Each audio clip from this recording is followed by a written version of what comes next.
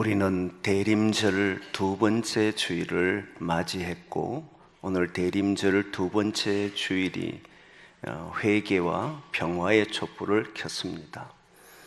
지난 한 주를 살아가며 우리가 사는 현실이 하나님이 원하시는 현실, 하나님의 현실과 그리고 인간의 현실이 있다라고 하는 두 세계에 대해서 말씀을 나누었습니다. 그리고 우리는 지난 한 주간 살아가며 하나님의 현실이 이 땅 위에 이루어지기를 바라고 그거를 기도하고 살자, 이렇게 하며 돌아갔습니다. 하지만 지난주 한 주를 보내면서 하나님의 현실보다는 인간의 현실을 더 적나라하게 만나는 한 주를 보냈습니다. 이때 우리는 다시 일어나 하나님의 현실이 이 땅 위에 이루어지도록 더 기도하고 더 주님 앞에 서야 하는 줄 믿습니다. 오늘은 대림절 두 번째 주일을 맞이해서 함께 나눌 말씀은 빛을 기다리는 어둠이라는 제목입니다. 이 내용은 이번 대림절 2024년도 대림절은 세상에 들어오신 주님이라고 하는 큰 주제 속에 세상에 왜 들어오셨느냐라고 할 때 주님이 계시는 현실이 있었고 우리가 사는 현실이 있는데, 이 현실 속으로 하나님의 현실 속에 계신 주님께서 찾아오신 것을 말씀하기 때문에 큰 주제 속에서 이 방향을 가지고 합니다. 그러던 중 두 번째 주일은 바로 빛을 기다리는 어둠이라고 하는, 이 세상을 성경은 어둠으로 표현합니다. 이 어둠 속에 사는 사람들은 빛을 기다리는데 그 빛으로 찾아오신 주님이 바로 우리 예수님이라고 하는 그런 의미를 가지고 있습니다. 그러면 오늘은 우리가 사는 이 현실을 보다 더 구체적으로 어떤 현실 속에 살아가고 있는지를 보려고 하는 거예요. 왜 우리가 빛을 기다려야 하는지, 우리가 사는 현실이 도대체 어떤 곳인지를 정확히 알 때 우리는 그 기다림이 무엇인지를 보다 분명히 알게 됩니다. 대림절을 보내면서도 주님을 기다린다라고 하는데, 내가 처한 현실을 모르면 주님을 기다리지를 않아요. 사모하지를 않습니다. 정확히 우리의 현실을 알 때 주님께서 왜 이 땅에 오셔야 하는지, 우리가 누구를 기다려야 하는지를 보다 분명하게 알 수 있기 때문에 오늘은 우리가 처한 현실에 대해서 말씀을 나누려고 합니다. 여러분, 성경은 조금 전에 얘기했던 것처럼 어둠이라고 표현 쓰고, 오늘 본문에 보니까 죄 아래 있다라고 하는 표현을 씁니다. 유대인이나 헬라인이나 모두 죄 아래 있다라고 하면서 이 죄 아래 있는 사람이 어떻게 사느냐라는 것을 보여주는 것이 본문의 내용입니다. 그 본문의 내용을 보니까 모두 의인은 없나니 하나도 없다. 하나님을 알 수 있는 사람도 없고 깨닫는 사람도 없다. 이게 하나님이 우리가 살고 있는 이 세상의 현실이라는 거예요. 의인은 없나니 하나도 없다. 깨닫는 자도 없고 하나님을 찾는 자도 없다. 이 말은 신앙인들은 그저 여기에 동의할 수 있어요. 워낙 오랫동안 들어왔기 때문에, 그래, 의인은 없지, 하나도 없지, 그리고 하나님을 찾는 사람도 없지, 또 깨닫는 자도 없지. 신앙인들 사이에는 이게 동의가 되지만 실제로 마음으로 믿어지느냐 하는 문제는 다른 문제입니다. 사실 우리가 살아가는 곳에 의인이 없습니까? 깨닫는 것이 없습니까? 깨닫기도 하고 의인도 있기도 해요. 그리고 하나님을 찾는 사람이 없다는 것은 충분히 이해가 됩니다. 왜냐하면 지난 시간에 말씀드렸던 것처럼 하나님께서 에덴에서 아담과 하와가 범죄를 하고 난 이후에 세상으로 쫓아냅니다. 우리가 사는 현실로 우리를 버려두셨잖아요. 그리고 하나님의 현실에는 다가오지 못하도록 두루도는 화영검으로 천사들로 지키게 하였기 때문에 하나님을 찾을 수 있는 사람은 없다 그랬습니다. 우리가 사는 이 현실에서 하나님께로 나갈 수 있는 사람은 없어요. 하나님께서 이쪽으로 오셔야만 우리가 그 세상이 무엇인지를 알 수 있는 거예요. 여기에는 다 이해가 되고 동의가 됩니다. 그러면 의인은 정말 없는가? 선한 사람은 이 땅에 없는가? 깨닫는 사람은 정말 없는가? 왜 우리가 살아가면서 많은 부분에 깨닫고 사는데 이러면 안 돼라고 생각하며 사는데, 그리고 우리가 알듯이 법 없이 사는 사람도 너무 많고 착하게 사는 사람도 너무 많은데 왜 성경은 의인은 없다, 선한 이는 한 명도 없다라고 말을 하는 것일까? 실제 이런 문제 때문에 신앙생활을 포기한 한 사람이 있었습니다. 지난 교회에 있을 때에 저는 그 친구를 본 적이 없고, 왜냐하면 그는 성인이 되었고 이미 외부에 나가서 살았던 사람이고 제가 개인적으로 만날 수 있는 일은 없었어요. 그런데 그 어머니가 우리 장로님과 권사님의 자녀였는데 그 어머니가 자기 자녀의 문제로 고민을 하는 거예요. 왜 고민하느냐라고 했더니 내 아들이 교회를 다니지 않는다는 거예요. 청소년부까지는 너무너무 잘 다녔는데 청년 시기부터 이 친구가 내 아들이 다니지 않아서 마음이 너무 괴롭다는 거예요. 그런데 제가 만날 수 있는 게 없지 않습니까? 교회를 오지도 않고 이미 타지에서 생활하고, 그러다 보니까 만날 기회도 없었고 그분을 본 적도 없어요. 그런데 어느 날 정말 하나님의 은혜로 만날 기회가 주어졌어요. 그리고 대화를 했습니다. 왜 주님 앞에 신앙생활을 하지 않느냐라고 물었더니 자신이 중고등학교를 다니면서 한 가지의 질문이 생겼는데 누구도 대답해 주지 않더라는 거예요. 무슨 질문인데 그러냐 했더니, 목사님, 교회에서는 강도라고 하더라도 예수 믿으면 구원받는다고 가르치지요. 예. 아무리 나쁜 짓을 해도 정말 인간적으로 볼 때 저 인간은 정말 악한 인간이라고 하는 사람도 예수 믿으면 구원받습니까? 받지요.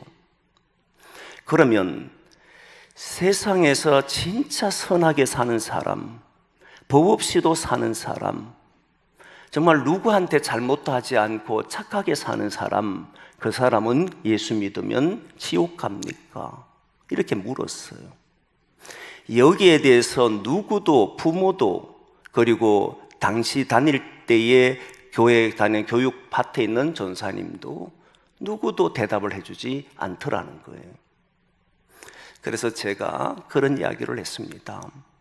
선하다라고 하는 기준이 우리가 생각하는 선함은 맞아, 법이 없어도 살 수 있는 사람도 있고 정말 착하게 사는 사람도 있는 게 맞습니다.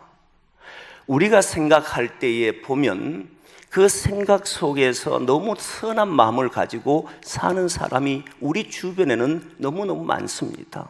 신앙생활 하는 사람들 중에도 악한 사람 많은 것 맞습니다. 그런데 성경에서 말하는 선함과 악함은 우리가 가지고 있는, 인간이 가지고 있는 기준과는 다른 겁니다. 우리가 생각할 때는 법 없이 사는 사람 정말 선하다라고 말합니다. 저도 거기에는 동의합니다. 그러나 하나님의 기준은 악함과 선함이 다릅니다. 뭐가 다르냐? 여러분, 성경에 보면 지난 금요 기도회 때 말씀을 나눴는데 요담뿐만 아니라 남유다의 왕들이 악한 왕이 있고 선한 왕이 있을 때에 선하다 악하다의 기준은 세상적으로 보면 포악하고 그리고 못됐고 이런 사람을 보고 악하다라 말하지만 그 기준은 그 사회가 정해놓은 도덕, 그 인간이 가지고 있는 윤리로 판단합니다. 우리 사회가 함의한 이것은 바른 길이고 이건 지켜야 돼라고 정해놓은 그 기준이 그 사람을 하여금 악하다 선하다라고 판단하는 거예요. 그러나 성경은 악하다 선하다의 기준은 하나님에게 있다는 겁니다. 인간에게 있는 게 아니라는 거예요. 그래서 선한 왕이다 악한 왕의 앞에 붙어있는 내용이 뭐가 있느냐면 하나님 보시기에 악을 행하여 이렇게 나오는 거예요. 하나님 보시기에 악을 행하다. 인간이 보기에는 그게 옳은지는 모르지만 하나님 보시기에 그게 악하다는 거. 하나님의 기준에 악한 거다 이 말이에요. 하나님의 기준이 무엇이냐라고 했을 때 하나님의 기준은 율법이라는 것을 주시며 이 율법을 지키는 사람으로 이야기를 했습니다. 하나님이 정한 규칙과 하나님의 법대로 사는 사람을 우리는 선한 사람이다라고 이야기하고 그 사실을 지키지 않는 사람은 악하다라고 하는 거예요. 그런데 보다 더 들어가 보면 하나님이 정하신 규칙대로 살지 않는 이유가 무엇이고 왜 우상을 만들고 자기가 좋아하는 대로 살아가느냐라고 했을 때 인간이 볼 때는 저 생활이 옳은 것처럼 보여도 하나님 보시기에는 그 생활이 맞지 않다라고 생각한 거지 않습니까? 그걸 지킬 수 있는 게 뭐냐면 하나님을 믿어야만 지키더라는 거예요. 노아가 의로운 사람입니다. 아브라함이 하늘의 별을 보고 그 별들을 보여주시는 하나님을 보고 믿으니 의롭다라고 여겼다. 성경은 그렇게 이야기합니다. 그의 행위로 그의 모든 모습으로 라고 말한 것이 아니라 하나님이 하신 말씀을 믿을 때에 그가 행동으로 옮겨지더라는 거예요. 하나님의 말씀을 믿는 그 믿음이 의롭고 악하다는 기준이 된다 이 말이에요.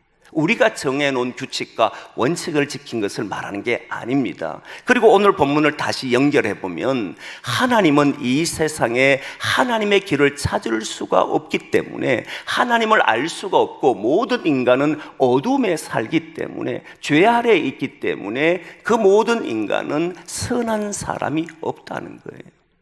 너의 눈으로 보면 착한 게 맞아. 내 눈으로 봐도 그 사람이 선하게 사는 게 맞아.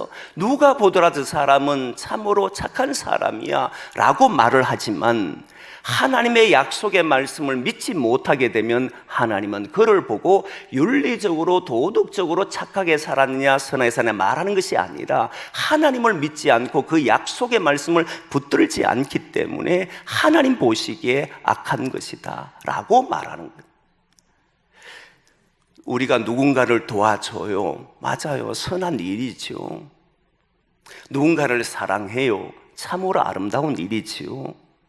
그런데 인간이 사는 세상을 보면 그걸 왜 하느냐 가만히 보면 결국 모두 내가 잘 되기 위한 거잖아요. 하나님을 위한 것도 아닙니다. 오직 나와 관련되어 있는 거잖아요. 주님은 이 세상에 복을 전하라고 아브라함을 택하셨고 이 세상에 주의 빛을 드러내기 위해서 교회를 세우셨는데 그 일을 믿는다면 그 일을 해야 되는 거잖아요. 그때 선하다 악하다라고 하는 말이 나오는 거예요. 오늘 본문을 보면 그런 모습을 너무 잘 보여주는데 오늘 본문의 내용을 볼 때에 의인은 없다 하나도 없다, 깨닫는 자도 없다, 하나님을 찾는 자도 없다라고 해놓고 그러면 그 사람이 어떻게 사느냐라고 봤더니 여러분 놀랍게도 그가 한쪽으로 다 치우쳐서 무익하게 하더라는 거예요. 여러분 사람이 한쪽으로 치우친다는 겁니다. 한쪽에 딱 치우쳐서는 그게 무조건 옳고 그것을 통해서 누구든지 대적을 하고 누구와도 분쟁을 일으키고 그 한쪽에 치우쳐서 살아간다는 거예요. 그 삶이 무익하다는 거예요. 여기에서 한쪽으로 치우쳐 무익하다는 이 말은 쓸모없는 행동을 하더라. 아무런 의미 없는 행동을 하더라.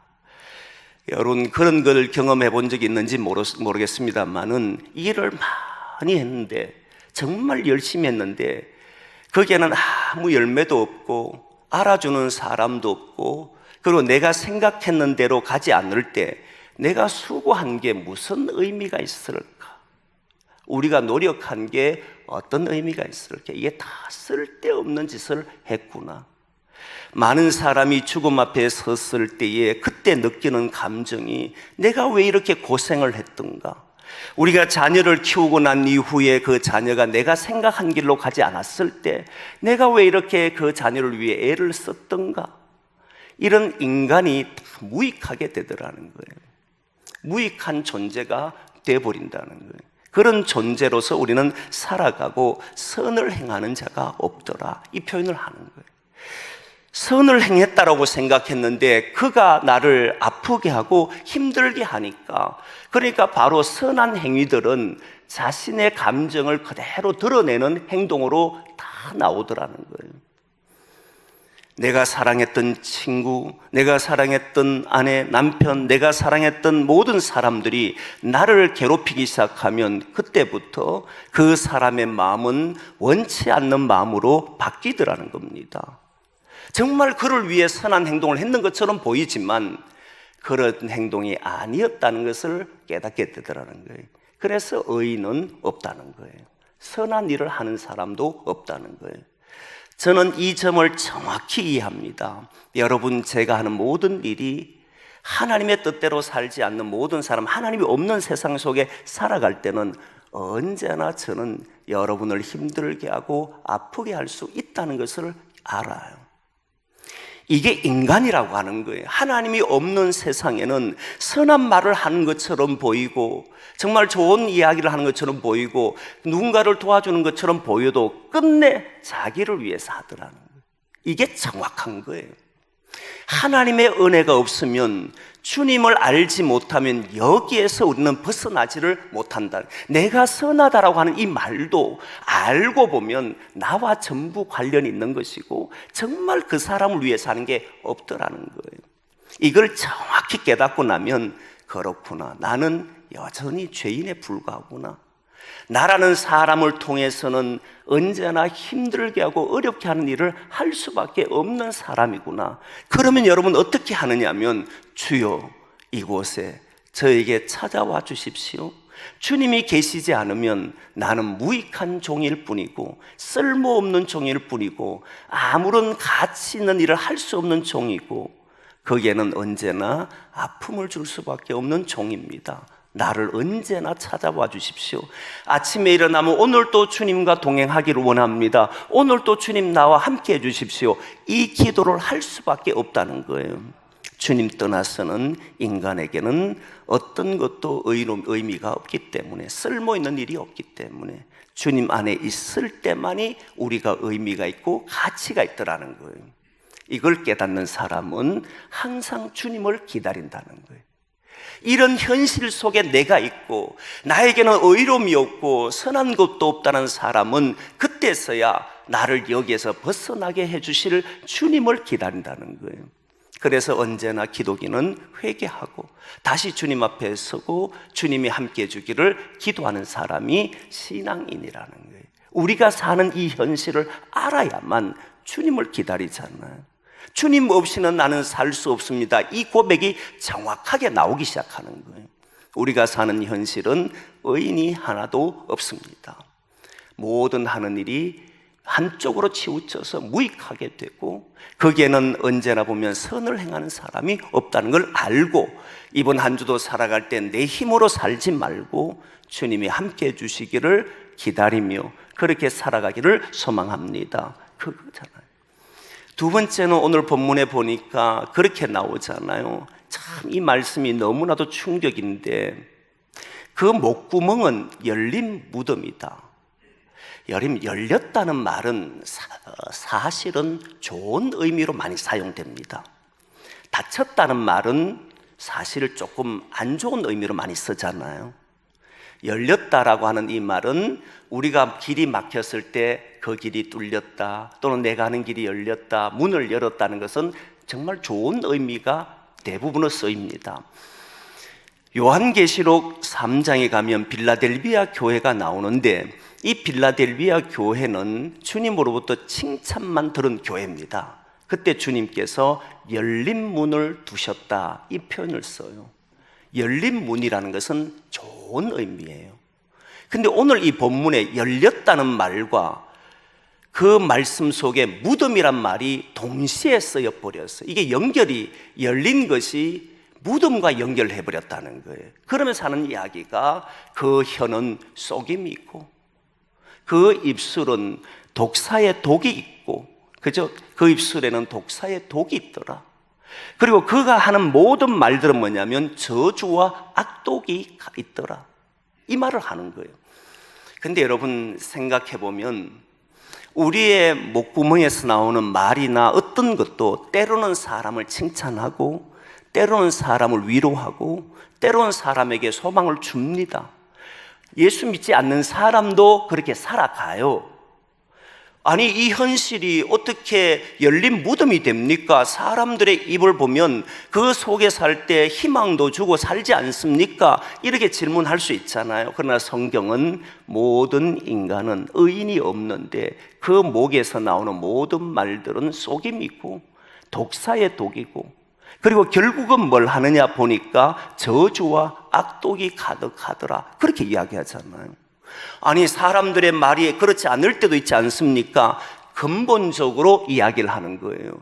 여러분, 우리는 정말 축복합니다. 다른 사람들을 위로하기도 합니다. 다른 사람들의 사기를 일으키기도 합니다. 그런데 여러분, 나중에 보면 우리의 무덤은, 우리의 목구멍이 열렸다는 표현이 무덤과 연결됐는데 사실 나중에 자신에게 아픔을 주거나 괴로움을 주거나 문제가 일어나면 그 입술을 잘 보시면 이해할 수 없는 말들을 막 쏟아냅니다. 평상시에 그렇게 아름다운 말을 하던 사람이, 칭찬하던 사람이, 사람들에게 위로 주고 소망 주던 사람이 자기와 수가 틀려지면 바로 목구멍에서 무서운 말들이 막 쏟아내기 시작합니다. 이게 인간이라는, 선한 것처럼 말하고 위로하는 것처럼 말하고 착한 것처럼 말하지만 사실은 열려있는 무덤이더라는 거예요. 이 세상에 사는 모든 인간이. 그래서 그 속에는 죽음의 이야기들이 막 나오고 결국 파멸시키고 독이 들어있는 말들이 나오더라는 거예요. 사람이 독을 주는 말을 하고 싶습니까? 아니잖아요. 그러나 상해 보십시오. 자신의 마음과 맞지 않아 보십시오. 여기에는 반드시 드러나는 것이 열린 무덤이라는 것을 확실히 압니다.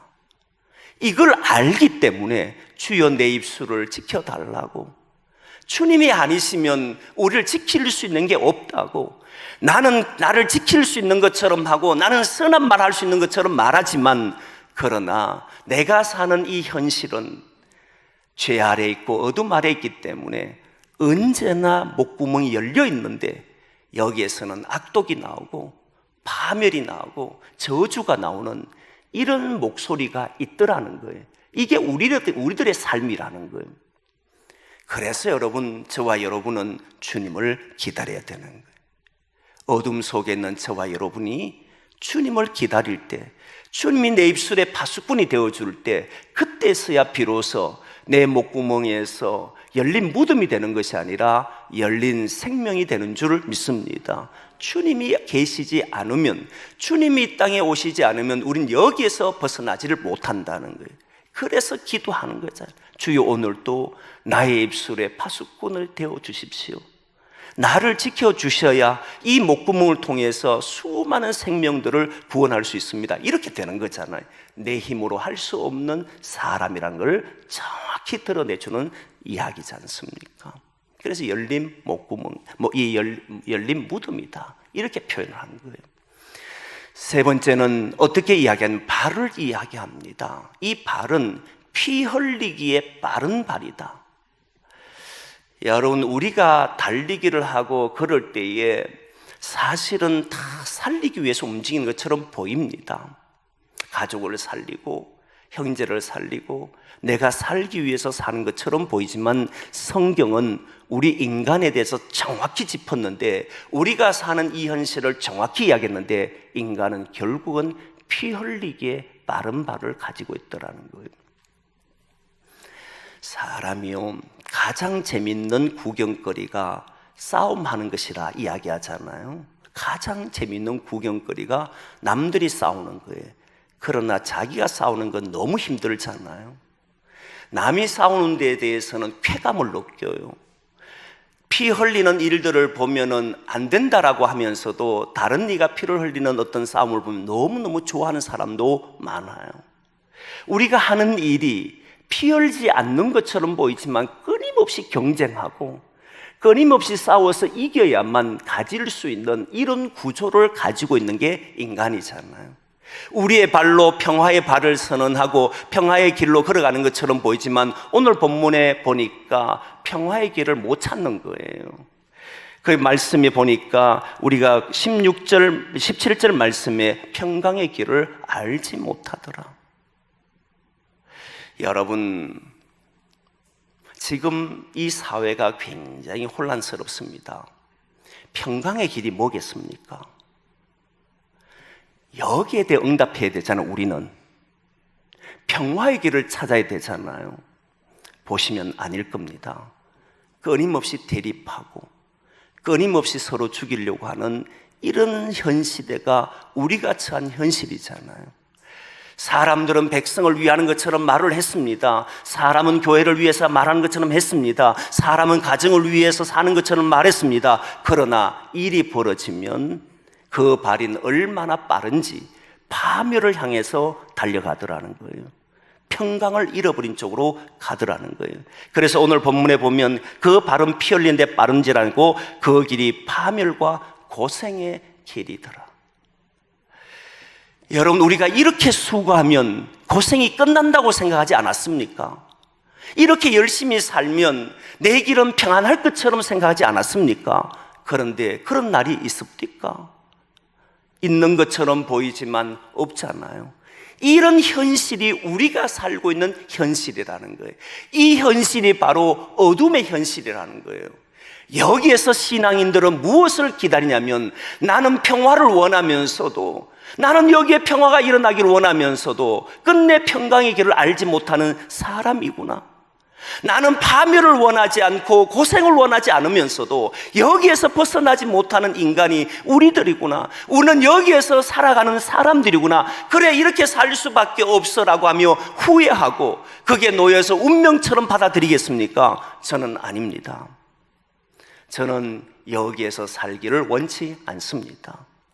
평강의 길을 찾고 싶고 고생이 아니라 안식의 길을 찾고 싶습니다. 그 길은 주님이 우리에게 찾아오셨을 때만, 주님이 우리에게 찾아오셨을 때만 그게 진정 평강이 일어나고 고생이 끝이 나고 파멸이 아니라 구원이요 생명이 일어난다는 사실을 저는 믿습니다. 그러기에 오늘도 우리 성도님들이 우리가 사는 현실이 이런 현실이란 알면 이제부터 이 한 주간을 기다릴 때 주여 나를 찾아와 주십시오. 나를 만나 주십시오. 2000년 전에 오신 주님이여 다시 나에게 임재하셔서 내가 평화의 길을 갈 수 있도록 도와주십시오 라고 기도해야 되는 줄 믿습니다. 우리는 이 현실 속에 살아서는 아니 됩니다. 우리가 주어진 이 인간의 현실을, 너무나도 두렵고 무서운 이 현실 속에서 그 하면서도 이게 마치 어쩔 수 없는 인간의 현실이라는 것을 받아들이고 살아서는 아니 됩니다. 주님이 오시면 이 현실은 바뀝니다. 그래서 여러분, 이번 한 주 살 동안에 주여 이 나라에 평강의 왕으로 오신 주께서 임재해 주십시오. 이 나라에 평화의 왕이 오시옵소서 기도하셔야 됩니다. 여러분들의 가정 속에서 나는 죄인이고 나는 의롭지 않고 나의 발은 피 흘린 데 빠르고 나의 목구멍 열린 무덤처럼 된 사람이지만, 그러나 주여 나를 지켜주시고 우리 가정에 임재하셔서 주님을 기다리는 사람, 주님을 만남으로 여기에서 벗어나 주가 원하시는 하나님의 나라를 이루어가는 주의 현실을 드러내는 그런 사람으로 걸어가게 해주십시오. 이 기도가 저와 여러분들의 기도가 되기를 원하고 여러분의 삶에 주님이 함께하는 역사가 있기를 소망합니다. 주님은 성천하셔서 하늘에 계시지만 여기에 우리에게 늘 가까이 하시고 언제나 우리와 함께 하시는 분인 줄 믿고, 저와 여러분이 이 한 주간 살아갈 때 어둠의 현실 앞에 우리를 내몰지 말고 이 나라가 빛의 현실이 될 수 있도록, 다시 평강을 되찾을 수 있도록 그 일에 저와 여러분이 쓰여지기를 소망합니다. 기도하겠습니다.